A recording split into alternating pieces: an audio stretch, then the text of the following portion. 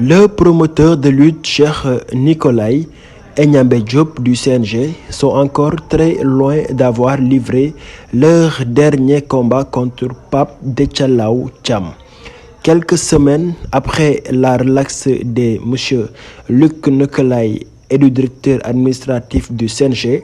Niambé Diop, précisément le 22 mars, suite à une décision rendue par la 3e chambre correctionnelle du tribunal de Dakar pour des faits d'escroquerie et de faux et usage de faux. Le procureur a interjeté appel.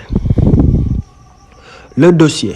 qui semblait être clos avec cette décision en première instance, va donc connaître un nouveau rebondissement, rendant ainsi hypothétique le combat de lutte entre Modou Lô et Ama Baldé,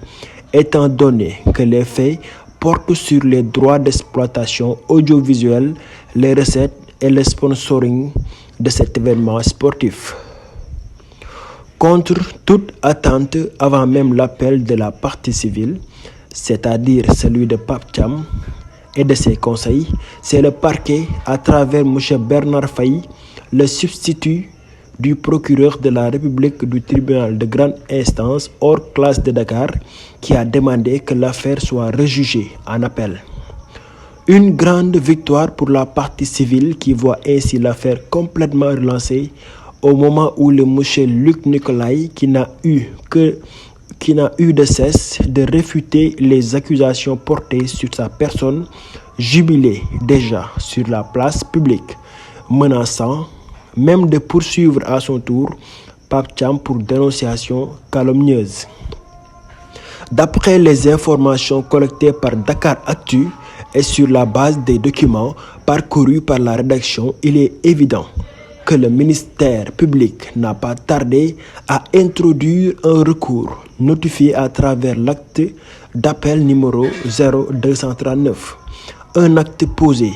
le 24 mars 2023, soit 2 jours après la relaxe du promoteur de lutte Luc Nicolay et de son co-accusé Niambé Diop du CNG de lutte. Par devant nous, Mamor Bitey, administrateur de greffe du tribunal de grande instance hors classe de Dakar, a comparu devant nous M. Bernard Faye, le substitut du procureur de la République du tribunal de grande instance hors classe de Dakar, lequel, à part les présentes, déclaré interjeter appel contre toutes les dispositions du jugement rendu le 22 mars par la 3e chambre correctionnelle du tribunal de Dakar dans la cause opposant Thiam à Cheikh Nicolay et Niambé Diop, relaxés pour des délits d'escroquerie, faux et usage de faux. En des termes plus simples, le ministère public qui défend l'intérêt des Sénégalais à travers une application stricte de la loi n'est pas satisfait de la relaxation de Luc Nicolay et de Niambé Diop. Pour renforcer le clou et mettre fin à la fanfaronnade de Luc Nicolay qui pensait être complètement tiré d'affaire, Pape Thiam et ses avocats, dont Léon Patrice Sarr, représenté par Maître Mamoudou Yaya Dia, avocat stagiaire substituant, ont également fait appel à la date du 27, soit 3 jours après l'appel du parquet qui avait déjà pris les devants. Les informations de Dakar Actu permettent très clairement de renseigner que c'est à travers l'acte d'appel numéro 0245 qui vient après l'acte numéro 0239 du parquet que la partie civile a officialisé son recours pour un nouveau procès en appel qui s'annonce mouvementé.